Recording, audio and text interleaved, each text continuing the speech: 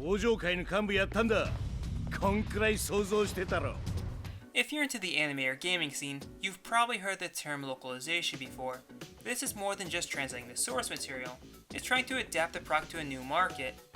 Translating different languages is always a challenge, not because there are so many across the globe, but all of them have their own dialects and culture.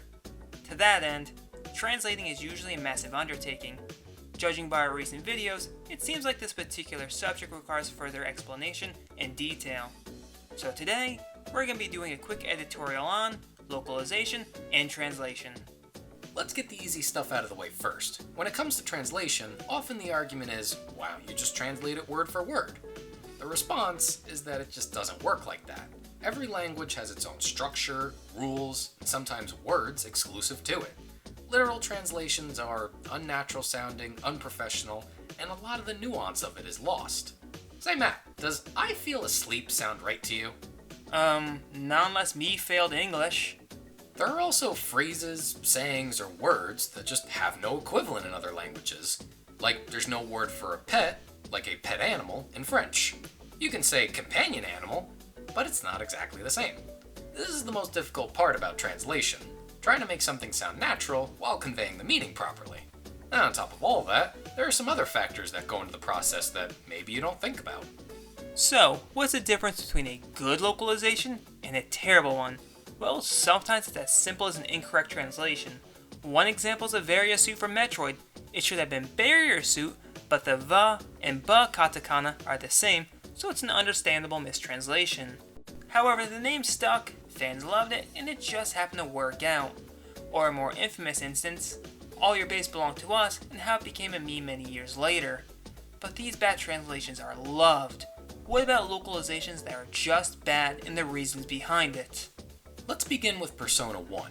To start, they changed every single character. And no, not just in name, but appearance as well.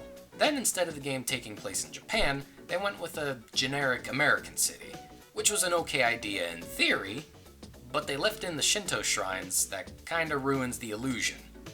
You don't see those around Los Angeles. Lastly, they omitted an entire alternate storyline just because they didn't have enough time to finish the translation.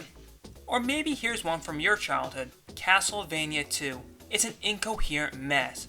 While in both Japanese and English, the villagers give you incorrect or vague information, but in the English version, it's even worse. Nowadays everyone knows to kneel by the cliff, but back then it's so obtuse that you needed Nintendo power. Some games even made fun of this because it was so strange. Well, that made absolutely no sense. And now for the granddaddy of bad localization, well, for anime at least, 4Kids. Do we really need to explain this one? Nah, I think we know it all by now, especially One Piece fans. So that's the measure of a bad localization, but what about a good one? Ideally, they should try to keep the original spirit of the production intact. Let's use anime as an example.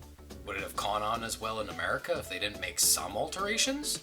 I mean, sure, you might get a laugh nowadays at Brock referring to onigiri as jelly donuts, but since we don't commonly eat rice balls in the West, they had to give us something more relatable. Or look at Fooly Cooly. There was this joke about a store that had a backstock of a certain kind of soda, called Cheerio Pop. But in the English version, it was Crystal Pepsi. The joke was that both drinks were so unpopular that they were discontinued. Localizers changed little things like that in order to give some familiarity with the subject, since statistically speaking, people are more likely to view or buy something if it's in their native tongue, or if they use references that we know about. There is often a debate in the anime community about subs versus dubs, and while we're definitely not opening up that can of worms, we will say that DVDs and Blu-rays that have dubs tend to sell better to ones that don't. Some people just like that option. It appeals to both markets, and at the end of the day, if you're a business, that's what you should be doing. But only if it were that easy. Time to talk about the other side of localization, the side that isn't loved. As much as we don't want to, we have to talk politics. Sometimes there's just too much red tape surrounding certain laws and policies. Legislation could potentially put a damper on whether or not a game is allowed to be sold or even made. In many cases, things need to be changed, but not like turning ramen into hamburgers, but getting rid of or changing the color of blood in a violent game. Carmageddon had to do just that.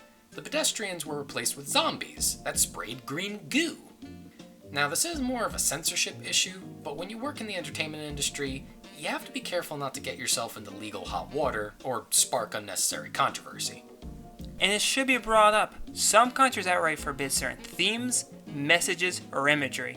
For example, China bans most depictions of skeletons in media. Censored Gaming does a really great video on this. If you'd like to learn more, link in the description.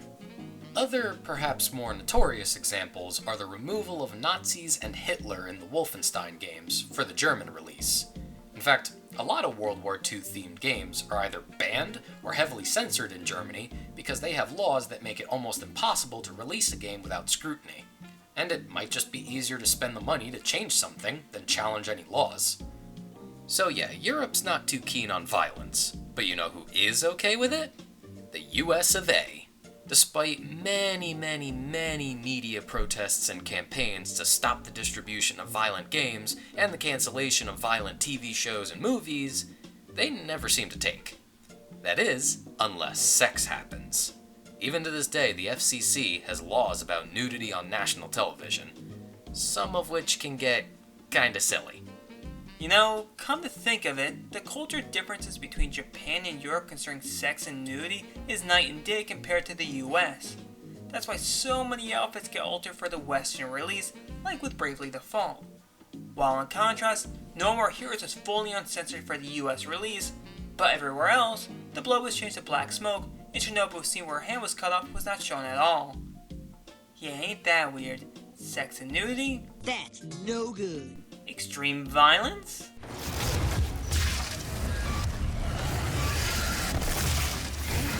Aw yeah!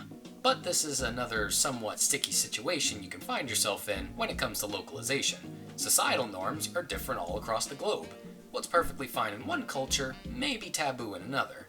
A lesser but more recent example is the Inkling in Mario Kart 8 Deluxe.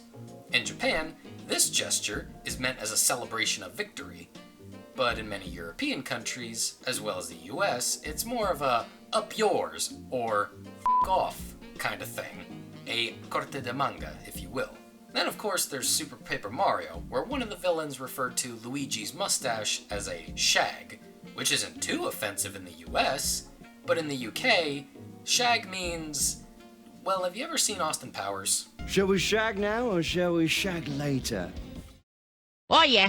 So that's government and societal rules, but what about internal company policies? For example, in order to release a game on a Nintendo platform, you have to follow a specific set of regulations. Now of course they've loosened up a bit in recent years, but there's still a fair amount of censorship in certain games. Yeah, like remember when they had to change the title of Legend of Zelda 3 from Triforce of the Gods to Link to the Past? Or when they had to change the design of the Mirror Shield and edit the Fire Temple theme in Ocarina of Time? That's because religion is a bit of a touchy subject, so instead of stepping on toes, they decided it was best to either avoid it entirely, or change a few things. But not all companies have rules like that. Some have more simple ones, like using a specific title for a product internationally. This was the case with Attack on Titan, with Kodansha requiring it to be called that outside of Japan, even though grammatically it's not correct. But if we're talking bad grammar, the most egregious example is the anime Knights and Magic. Just look at it. Let it sink in. License holders ultimately decide the fate of their IPs, and there are times when things just can't be licensed, which is one of the reasons products don't leave their native country. That's why some games don't have dual audio with, say, Japanese and English, as the rights to license it were either not available, or they just cost too much. Speaking of things costing too much, there's the business side. If they don't think they could turn a profit, then why release it? Sadly, this happens more often than you think. Another roadblock that localizers had to face was hardware or engine limitations. While not as prevalent today, back in the NES and Super Nintendo era, they were limited on how long the script could be. And by script, we mean the programming script as well as the text script. Famous localizer during this era, Ted Woosley, had said the English language is much more chunkier than Japanese, and that causes a problem with the cart size. Like the Japanese word beautiful or clean is kirei, which takes up 3 characters if we were to write in katakana, compared to the English word, which takes either 5 or 8 characters. Kinda similar to how anime dubs keep to the lip flaps, they're limited to what's on screen. Again, this isn't much of a problem today, what with our 50 plus gigabyte disks and hard drives that can hold up to 12 terabytes, but back then they had to work with what they had. So if shortening character names or just removing lines was the only way to fit it onto a cartridge, that's what you had to do. So sometimes language barriers make things harder for localizers. But what about when the translations are correct, but can be interpreted in different ways?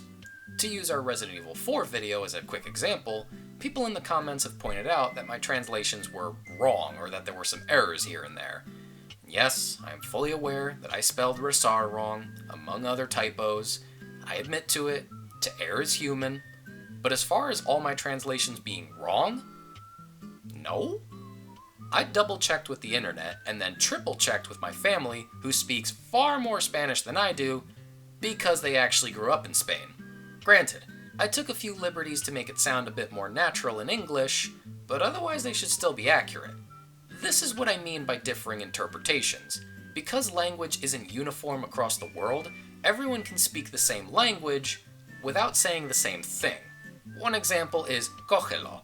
I said it means to grab or catch, but some have pointed out that it means to him. Very shagadelic, baby, yeah! While that may apply to some dialects of Spanish, because remember that there are many, it doesn't apply to mine. And just think about it. Given the context, does it really make sense that these villagers want to engage in some hot Leon Kennedy Rule 34? No! Ugh. So now that we learned that so many factors go into it, you may be asking the question, what's the point of it all? Well, you can look at it in two ways. Number one, it's simply so we can expand our markets and contribute to the world economy. In other words, or number two, you can see us trying to bring the world together with culture acceptance. Just think how different the world would be if Nintendo didn't dominate the video game market in 1985, or if Funimation never brought Dragon Ball over to the West. Exactly. We live in a time where the world is shrinking every day, and more people are being exposed to new ideas, new products, and new cultures. And you know what? At the end of the day, that's the way to progress. And if that preachy soapbox line didn't make you lose your lunch over how sappy it was, You wrote that. then perhaps you'd just appreciate how localization has let you experience the things that you like. I hope you enjoyed our thoughts. It was a little different than usual, but we would appreciate your feedback if you want more videos like this. And if you want to see more from us, subscribe and check out one of our older videos. So until next time everyone, this is DuelScreens saying take care and thank you for watching.